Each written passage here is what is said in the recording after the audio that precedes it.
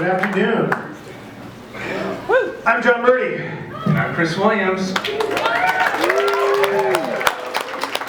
today what we're going to do is we're going to talk about the last, it'll be our 10th year together doing Halloween Horror Nights since Chris and I brought it back in 2006. This year, so on Twitter I asked our fans what their 5 favorite mazes at Horror Nights have been since 2006. And we're going to take you behind the scenes of those 5 mazes. And they are Texas Chainsaw Massacre, An American Werewolf in London, AVP, Alien vs. Predator, Insidious, and Halloween, The Life and Crimes of Michael Myers. Hey, these are some of your favorites, but I gotta be honest with you, there's some of mine, and I know there's some of John's as well. So we're all thinking the same, essentially, which is great. So we're going to start, we'll do this chronologically. We're going to start with Texas Chainsaw Massacre. This maze actually was featured, or this property at Horror Nights 3 different times, 2007, 2008, and I have to remember my taglines. I think it was it back in business? Back in business? Big in business? I believe so, I think that was the first 2, and then the third one was called The Saw is the Law. Correct. Yeah. So Chris, if you wouldn't mind, we don't do a lot of concept art for Horror Nights, but No, we did for this. we don't, and back in 2007, when we took the approach of dealing with film IPs and we needed to actually present to the filmmakers actually what we were looking at doing actually. So these were done in 2007 by Fred Andrews, actually, concept artist. And I think they were really intended to more than anything set the mood and the tone of what we were going for, because back in 2007, that was the year Chris and I got to implement our vision for Horror Nights, which was to take the movies that you guys all love and bring them to life movie quality. But in order to do that, we had to go to New York and pitch this to New Line Cinema, which owned the rights at the time to Freddy, Nightmare on Elm Street, Jason, Friday the 13th, and Texas Chainsaw Massacre, and they were, kind of rather reluctant to give up those rights. They were very protective of them. So the pitch went something like this: we're the studio that invented the horror movie, right? We are going to do this unlike anybody's ever done it before. We're going to do it movie quality so that you feel like you got up out of your seat, stepped through the movie screen, and now you're living a horror movie. And it all started with this maze. I got for you that were around in 2007, the concept on the left is Pooh Boy, in that bathroom sequence that we did have in there. I don't know if any of you guys remember that. I still have clothes that smell like Pooh Boy. We retired this scent a couple of years after this maze, because when we pulled the walls out that we used for Texas Chainsaw Massacre the next year, it still smelled like poo. But when talking about creating movie quality, this is what I'm talking about, and this is Chris's art direction for the dining room scene from Texas Chainsaw Massacre. And for here, we do a lot of stills. Essentially, we're taking the film and we're freeze framing it and pulling all this information that we can in respect to, even down to what type of wallpaper they were using back in the 70s, actually. And you ordered, as I remember, you actually ordered vintage wallpaper. We have done that before, and we did this for this room in the past. There's a company out of New York that actually still stocks old vintage wallpaper. There's only so much. I could have taken it out of my parents' house.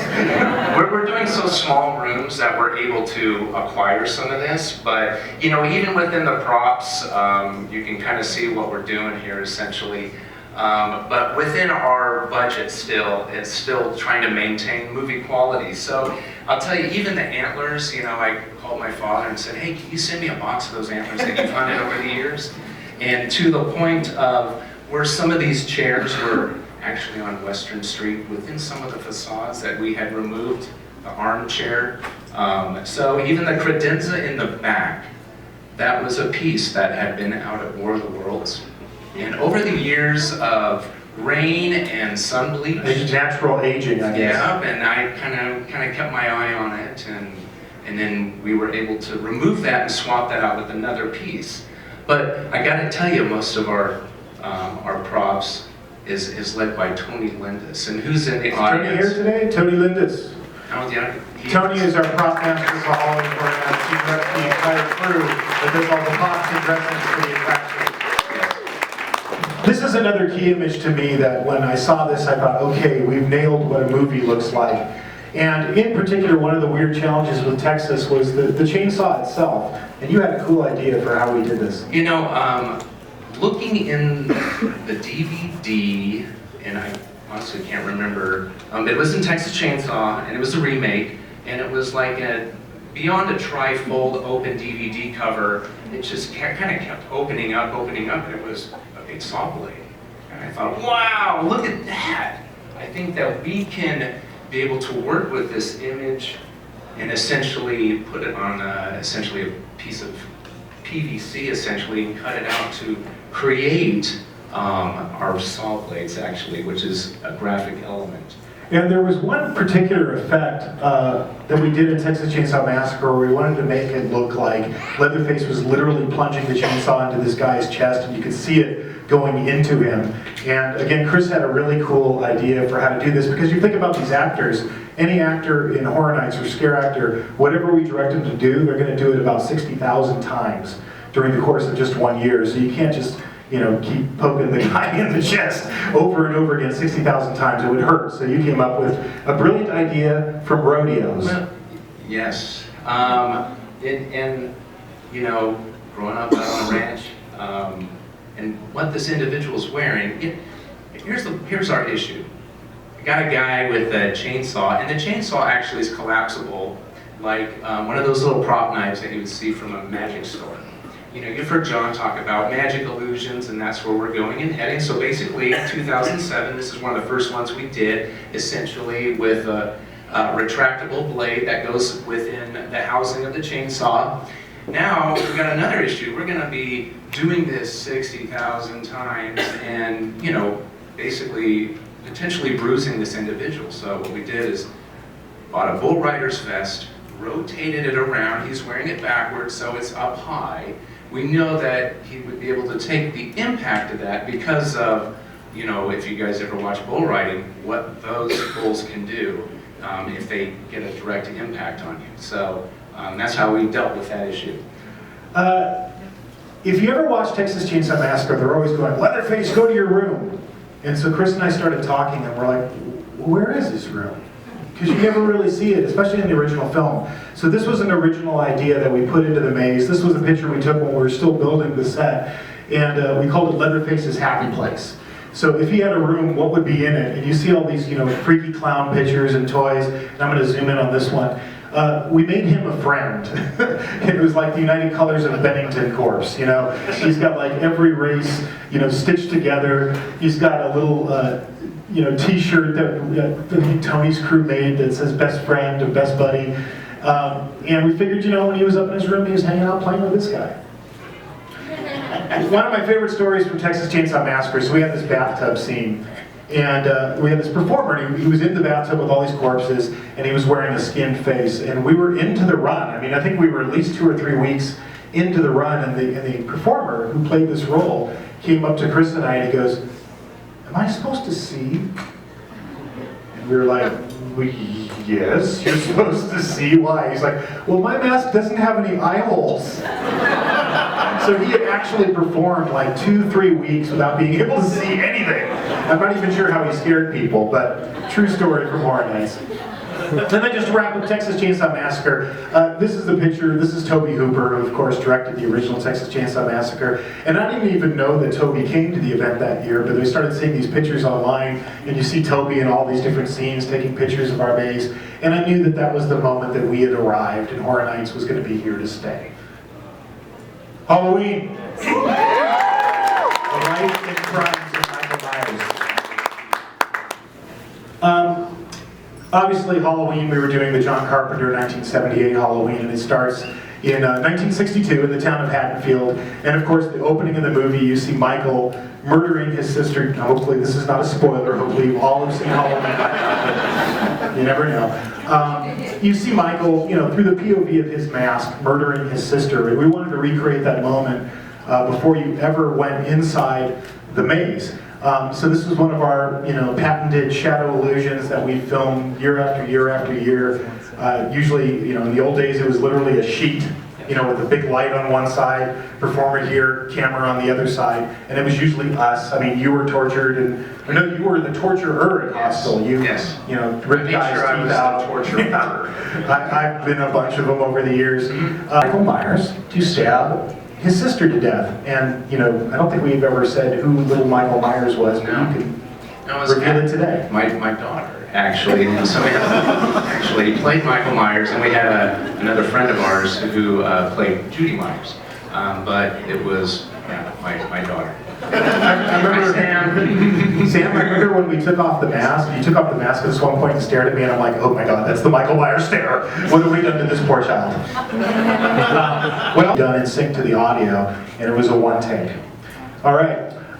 Also, something we did in the Halloween maze that you don't see in the movie, as mentioned, Michael Myers, we see everything from his POV looking through the mask, but you never get to see the aftermath of his sister's murder, and in the maze we wanted to see that. So this is the scene we did in the maze. You see he's written sister in the wall in blood, and then you see this horribly bloody, stabbed to death corpse of his sister laying on the ground. It was this incredibly realistic prop that we got. And a lot of things in Horror Nights we reuse them year after year after year, and this particular body got reused a lot. And I remember one year I was on a terror tram right before we opened, and we were using that body, and I walked by, and the blood had kind of rubbed off over the years, and I went, oh, because as you can see, she's not terribly well dressed. And I went, I got to do something about this. So I ran home and I stole an article from my wife, and I put it on it because I was just, it was a little disturbing. And she was coming through Horror Nights later in the event, as the event was going on. I went, hey, see that? Guess where that came from? She's still pissed. No matter how well you design something, no matter, Chris does these incredibly elaborate show set design packages, there's always something that inevitably goes wrong. Do you remember the first time we walked into this scene when they were building it? Do you remember where the headstone was? Yes, I do now. I'm sorry, this is a surprise. I didn't tell you I was going to do this one. We walked in, and the headstone, for some reason, I don't know why, was up here. It was like paranormal. It was like floating in space. And poor Chris, It wasn't like that on the drawings, actually. No, it wasn't like that on the drawings. But we walked in and we're like, we're looking at the drawing on the set. And we're like, how could you possibly? What could possibly make you think that this should be attached up here? It's like a 8-inch gap between the bed. But it's also one of those iconic moments in Halloween. Here's a shout out to our characters. If you've ever been a character for Horror Nights, we love you guys. You guys are the lifeblood of the event. And sometimes we get really lucky with the casting. Do you remember this gentleman who played Loomis? That's Donald Pleasance, obviously, on the right-hand side. That's our actor on the left. And the dedication of our actors is amazing, because this guy had hair. And we saw him, and we asked him if he would play Loomis, and we asked him if he would shave his head bald. And, it's really difficult to cast face characters, but this is the one time I think we nailed it better than we ever have before. Every time I went through that maze and saw him, I just felt happy. This is another thing, another scene that I think was way better than what you and I directed. And again, it speaks to our characters. This is the moment in the film where the ghost version of Michael Myers strangles the character with the phone cord.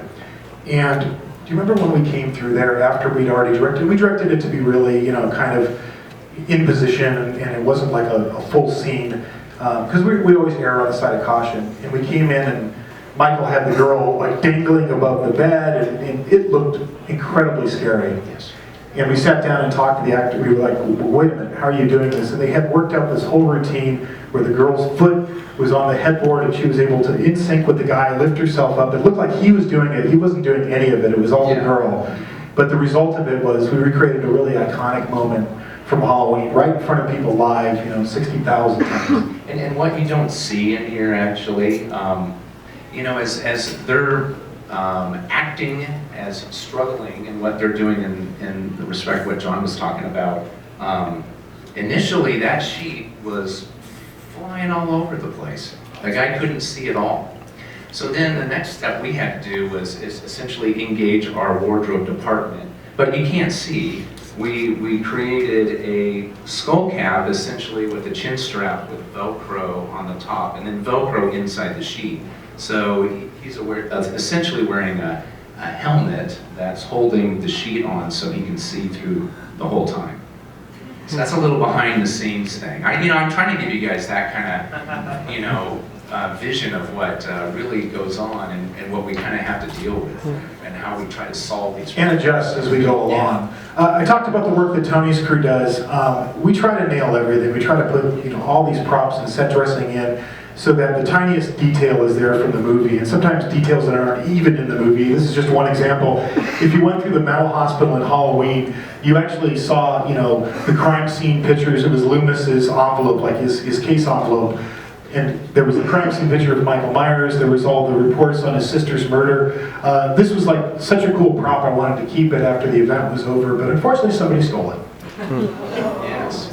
And then we also, speaking about the details, we also wanted to make a nod to Halloween 3, Season of the Witch, because everybody remembers the Silver Shamrock commercial, and that was in the maze. And so we asked, he's here today, Larry Bones from Boneyard Effects. To create the iconic Trick or Treat Kids, and we also did the melting pumpkin scene from the film. And when you talk about Halloween, I'll wrap it up and move on to the next one. That film, when you look at it, there is no blood almost in Halloween. It's all about the mood and atmosphere, and this picture to me from our maze kind of sums it up. It's like trying to nail what John Carpenter did in the film, which I know I'm a huge fan of. It's one of my favorite films of all time. I'm sure you saw it when you were growing up. But there's always that moment where Michael is stalking just behind a window or behind a hedge. You see him, he disappears. And we tried to get that flavor in the Halloween maze. And that's Halloween, the life and crimes of Michael Myers. Moving on. Insidious, Into the Further. So, real quick, the way we make our deals in Horror Nights a lot of times is that people who we end up working with in the future, attend the event and like something and get in touch with us. And that's the case with Insidious. We were doing La Llorona, and I got a call on my cell phone. I picked it up, and it was James Wan, the director of Insidious. And he was just raving about La Llorona. He'd just gone through it. He loved it. It was like, he even told me later it inspired him to make the second Insidious movie, although I still haven't figured out the connection, but that's what he says. He said that was like the thing that made him want to make Insidious 2. But he went through that maze and he really wanted to work together. So do you remember when we went to the first pitch meeting? Yes, absolutely. And that's Jason Blum, our good friend from Blumhouse Effects, who's produced 1 million horror films. And then the guy in the Slayer shirt is Lee Whannell, who wrote Insidious and also plays Specs in the film. And we sat down at Blumhouse to show him our concept, and Lee came up to us. He goes, "I got to tell you a story." And I'll tell this really quick because we got to keep things moving. He goes, when you guys did Saw, he wrote Saw too. He goes, I was so excited because I was going to see, a maze based on something I wrote. I was going to see a character because he also played the guy that's chained up in the beginning of Saw. He's one of the 2 guys. And he was so excited. He got into that first scene, and he just started. All his friends. He's Australian. All his friends from Australia. He was looking around, trying to find the actor that was playing him. And he saw the guy's feet underneath the curtain. And he ran back and he pulled the curtain back and he grabbed the guy and he goes to his friends like, "Here he is! Here he is! Here he is!" And then he felt a tap on his shoulder. And he turned around and it was security. And they're like, "Come with me, sir." And they took him backstage. They took his whole party backstage. And they said, you can't touch our performers. And he's like, "Well, I wrote the film." And they're like, "Sure you did, sir." His friends are on IMDb on their cell phones. They're like, "No, look, he's in the film. This is Lee Whannell. He wrote Saw." And they're like, "Sure you did, sir." And they kicked him out of the maze. So he tells us this whole story. And I'm like, "Please don't touch our actors, man." This is real quick. This is our design process. This is how Chris and I design every maze for Halloween Horror Nights. It starts with what we call the post-it note version. That's Insidious. And what we do is we watch the film over and over again. We're usually really quiet. We're just sitting there. You're making your notes. I'm making my notes. And then we sit down and we start talking about assembling the maze. We get post-it notes out. And they're usually 3 things. And what are those? Characters. Environments. and usually like actions Yes. or special effects. Effects. And we start putting them up, and we've had a pact since the beginning of Horror Nights that if I disagree with something, it doesn't go in the maze. He disagrees with something, it doesn't go in the maze. So we have to kind of come to a consensus. And once we reach that consensus, then it's locked, and then it moves on to the work that Chris does, and the work that I do at the same time, which is writing the treatment. That's a couple of pages from the Insidious treatment. My treatments are usually anywhere from 70 to 100 pages long, and what I'm trying to do is capture all the details for Chris so that he can take it from there and do something like this. That's the Insidious ground plan. So we're in the Jurassic Park cube.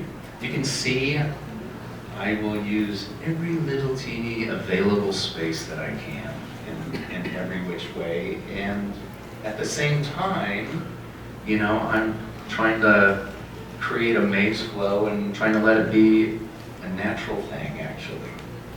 But you can, it's like creating a jigsaw puzzle. I'm amazed at the work Chris does, because you can see here's the entrance to the maze, here's the staircase, and fitting all of that content into that box basically is it's not easy. Is amazing. I certainly couldn't do it because I have no math skills whatsoever. And I was in remedial math. There's hope for you kids. So I call it Chris math, actually. But it really is. It's a lot of math. It's a lot of figuring out all of these things and packaging it together. And then once the ground plan is done, it moves into what we call the elevation. So you have to draw. Yeah, and I hire show set designers. So this was done actually by Jim Hewitt, and him and I'll converse back and forth. He's like in the guild, actually. He's Jim does huge movies. They did like Lincoln, Avengers, Green Hornet. So he's done quite a bit. So, you know, to get that movie quality, we're engaging people that are there. They're doing that for a living. So it's a great facade. So you think about it, like every single wall in the maze has to be drawn up to this level of detail. Every single prop has to be identified. Every sound cue, every lighting cue. We basically, once we finish the treatment, we meet in a room with our technical group and we do what's called an element list. And it's the boringest meeting. No, they're so boring. They go on for hours. But it's literally going like this, you know. Okay, we're in the facade and there's 1, 2, 3, 4, 5, 6, 7, 8, 9, 10, 11, 12 windows, and there's a door, and there's, you know, and it goes on and on and on and on, and there's thousands of these details. Each maze, the drawings and my treatment, and if you don't capture it at the beginning, then something's going to fall through the cracks, and it's not going to make it in. No, and we do this primarily for communication. We go through these grueling meetings that are hours long just so everybody is in the loop and whose responsibility it is to deal with certain elements, as well as we can't be everywhere, you know, as out in the field as when questions arise where they could turn to the plans where it's communicated very clear. And even with all that, you still end up with a tombstone floating 8 inches above the ground. This is like this is how I always remember Insidious. I had my daughter Isabella right before this. I think she was probably like 9 months old. And we did the press junket for the film. So they asked us to go to the press junket and do interviews. And I was like, damn, I can't get anybody to watch my kid. So I actually brought the baby to the press junket. And I'm sitting there with James Wan and Lee and all the people from the film. And, you know, and that's on the set during the press junket while in between filming interviews, you know. But I know you've told me stories where you were working on mazes and you had your daughter on your back in a baby pack, and Yes. They're not going to be afraid of anything when they grow up, aren't you? My daughter's around, a week old when she came to the first Horror Nights event in a front pack with my wife, and Rob and Sherry Zombie were like, no, that's not real. That's not a baby. No, that's not real. Come on. Why would you bring your baby to an event like this? And you guys would if you had one. Well, my girls can already, you know, they can identify all the classic monsters by name. which is great because you've got to balance out all the other stuff. Oh, absolutely. Can't all be princesses. All right, that's Insidious. Let's talk about An American Werewolf in London. Working with filmmakers. You know, we designed this maze, what, like 3 years ago? Because we wanted to do it even before Orlando did it on the East Coast. We had talked about doing it, and you know that happens all the time with horror nights. Not that we designed the whole thing. We don't want to do that. But you know, you come at the beginning of the year. Well, we might be considering 40 different properties, and we call it like, you know, there's the main list, and then there's the short list, and we start whittling it down. And you're trying to make deals, and you're trying to work these things out. Sometimes they're going to happen, and sometimes they fall through, and you have to punt to something else. But we never like gave up hope on doing American Werewolf in London. And then our sister park and Mike and everybody in Orlando did a fantastic job with that maze the previous year. And that was the time where we could go back and say, hey, we should do this. You know, this will be great. And you know, when you think about it, American Werewolf in London, you know, came out in the early 80s. I would venture probably, I'd say less than 10% of people who came to Horror Nights probably saw that film. But this was the highest rated maze last year. And what that speaks to is a great horror movie is always great. And if you do it right in our world as a maze, you can reach a whole new generation. So I'd like to think that, you know, hopefully there's a new generation of fans that are checking out American Werewolf in London, because it was a hugely influential movie for me, and I know it was for you. What did you see the first time you saw Rick Baker's transformation scene? Yeah. Bow down and on the ground. Yeah, it's like, pretty much. And now, after all these years, getting to, you know, meet these people and get to know these people. But when we were kids, you know, these were our idols. And Mr. Landis and his film, and not only in horror, I mean, this guy's made some of the most, you know, iconic films of our generation. And people always ask us the question, like, well, how much do these guys really get involved? It depends. In this case, a lot. John is extremely passionate, as well he should be, about his film, because it's a classic. And classics only remain classic if you are, you know, vigilant about them. The first movie, I know I'm going to exaggerate this, or the first meeting, I know I'm going to exaggerate this, but you can correct me after I'm done. I want to say it was 5 hours. Was it 5 hours long, or was it 4? I'm not going to say it. No, it was long. It was long. It was like 4.5, honestly. It just kept going on and on and on. And John had a very, very specific POV. There were certain things where we had arranged a scene, like the scene in the movie theater, where we had arranged it, you came in a certain way, he's like, no, it's got to be the other direction, because that's how I shot my film. And when we did it in the maze, I understood what he was talking about, because it worked way better than the way we had originally planned it.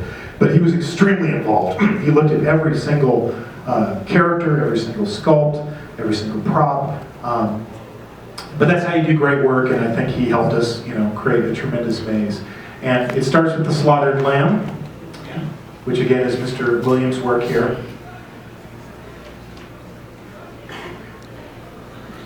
And in particular, I think the inside of the slaughtered lamb. Talk about like the challenge of creating a scene like this.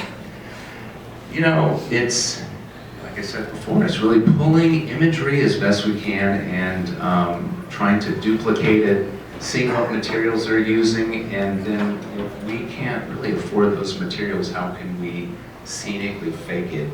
But, you know, we really concentrated in, when you watch the film, it's hard to put it back together and how the layout of the bar is, but we felt really confident in what we were doing, actually. And what was really weird about last year, because we were also doing From Dusk Till Dawn, and that maze started with a bar. Yeah. You know, it started with the Twister, and it ended that particular maze with the Twister. So at one point I looked at Chris and I went, we made 3 bars this year, and I didn't have a drink in one of them. The other thing, just to Tony's team and the work that goes into that, you can't just, you know, go to Bevmo and buy a bunch of liquor bottles and pour out the liquor and put the bottles on the shelves, because everything is owned, you know, everything is a copyright. So we had to create fake labels for all these different, you know, liquor bottles. That means we had to hire Photoshop artists to design those labels, and that's true of the sequence in the subway too. You see all those travel posters, every one of them were ones that we created. Every brand of those travel posters were, you know, fake airlines, fake restaurants, all these things. You'd never think about that when you're going through a maze. You think, oh, you could just go to a liquor store and buy a bunch of bottles and pour the liquor out and put them on the shelf, but we can't do that. One memory I have with this maze real quick, was anybody at Hordass last year on Halloween night? And if you were, I'm sorry, it was so bad that it rained. We've almost never had rain at our event, and the skies just opened up that night and it poured rain. And it was just miserable, and I was trick-or-treating with my daughter, and so I was coming in a little late. I've never missed a night of horror night, so I wanted to make sure I was there. And I was driving in, and I'm like, it's not gonna rain, it's not gonna rain, it's not gonna rain. And I drove in through the movie studio, and I parked over back by Terra Tram on the back lot, and as soon as I turned off my car, the skies opened up and it started bucketing rain. And so after a while, hanging out, I just went, I gotta get out of here, I gotta do something, this is horrible. So I happened to have a change of clothes with me that were authentic Irish clothes, from like a farmer. And a hat. And a hat too, because I'm married to a woman from Ireland, and her family always buys me gifts, and they always buy me like, things that you would never wear in LA, like wool shirts and stuff that like you wear on a farm in the south of Ireland. But I had all this stuff, and so I put it on, and I bought some darts, and so I went into the maze that night, and I was the guy who, you made me miss. From American Werewolf in London, and I hung out in that maze all night long and played darts, and I hit 4 bullseyes too, which is cool. London, when you talk about that particular maze, you're talking about the werewolf, and obviously Orlando did it, so we asked them to send all the information that they did, but we changed it and we made it our own. And this is just a couple of images of just all the, you can speak to this, the parts that go into the werewolf. This is a really good behind the scenes photo. Actually, these are a few images that we were getting actually from Patrick McGee. Pat's here too, isn't he? There it is. Right here. Pat McGee Effects created the werewolves. So you can see essentially latex ears, feet with polyfoam fills at the bottom, as well as palettes that have a clear tinted urethane blood to dry, but they look really slick. And then the eyes at the top, actually, what Patrick does is, once we settle on the coloration of the eye, he goes back and forth with a taxidermy company. So these are glass eyes that he has received with the exact coloration that we're trying to communicate. So. And this is another behind-the-scene image. At the same time Patrick is doing all the aesthetic steps, our tech services department, our internal tech service department in Universal Studios Hollywood was doing all the mechanics of the puppet. So the image on the left is the internal skeleton. That's Pat's, fiberglass shell of the head, and the teeth, I think they're duct taped on in this picture with blue duct tape.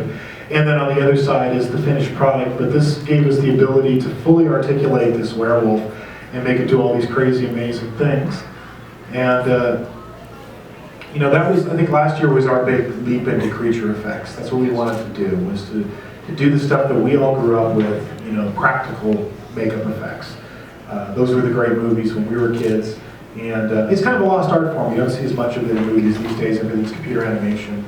But in our world, we can't use computer animation. So everything we did was practical, so that required fully articulated werewolves. And at the end of the day, oh yeah, it's really cool how we were able to, we had obviously characters in here as well, but 7 big wolves that we had to position in a way that are gonna scare you. So like the very first one, if you walk through and you remember right when you pass through that curtain, it was boom, right in your face. And that's what we were trying to get. So, having a lot of, going into effects and puppetry this last year, essentially having this maze, like what John had said, rated #1. I mean, to me, that's a great feat of what we're trying to do. Yeah, because again, you're thinking of this movie was made in the early 1980s, and probably a lot of people, younger people in particular, had never seen it before. And that's how we use audio too, because if you went to the front of that maze, the first thing you heard is, we were attacked, Jack's speech from the film, we were attacked by a werewolf on the moors. And every time, we had a lot of blackout transitions in that maze because there's all the nightmare scenes in the film. And you've got to go from one minute you're in a hospital, the next minute you're in the living room with the demon, soldiers coming in and shooting up the place. So we had to create all these little transitions, and in every one of them you heard David's voice. I just had a nightmare. I just had a nightmare. I just had a nightmare, because we had to kind of hammer it over the head what was actually taking place in the movie, because it jumps around a lot. Speaking of creature effects, this is the last news we're going to talk about. AVP, Alien versus Predator.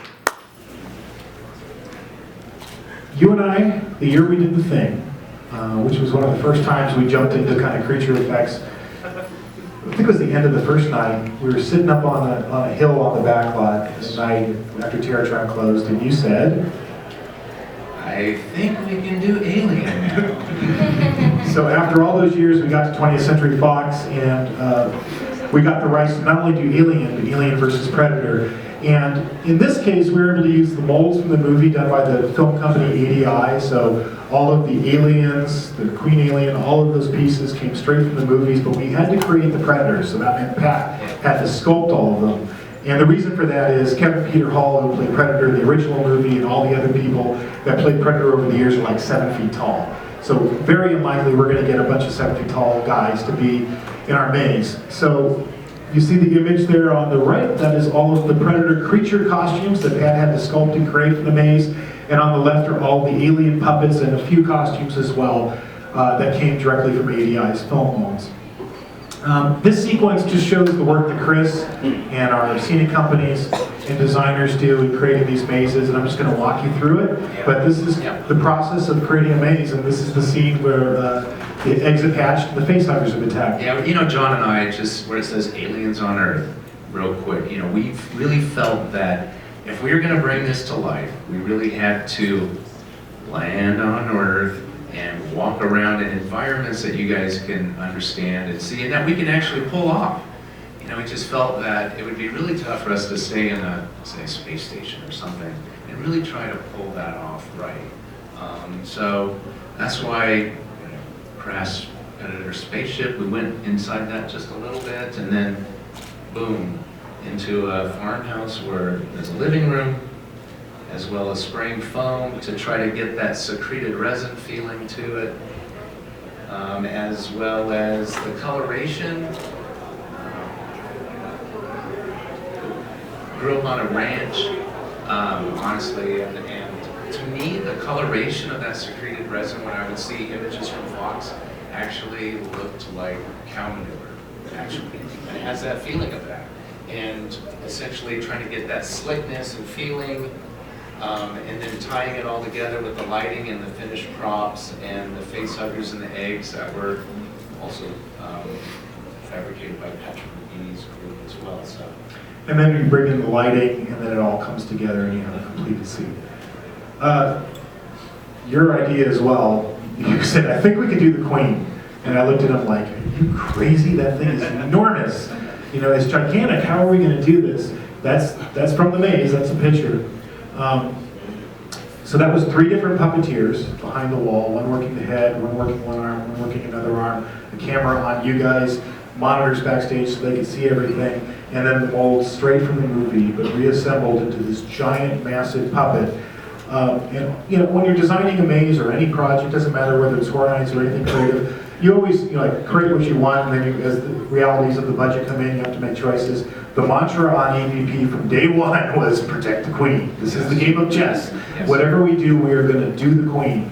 And I think that was, of all the moments of Horror Nights last year, I think that might have been the best. Do you agree? Yeah. And the reason of the protection, where else could you go to a temporary event and be able to walk right next to an 18-foot Queen Alien, really? And have it be the one from the movie, which it literally was, because it was all the molds from the film. All right, it's fan appreciation time. We're about to wrap this up. I know both of us, you know, we're going into our 10th year here this year. We're both kids who grew up doing this, you know, in our parents' house when we were little kids. We are so eternally grateful to each and every one of you, all the fans of Halloween Horror Nights, for supporting this event and making it the success it is. Thank you so much. We really appreciate it. Seriously.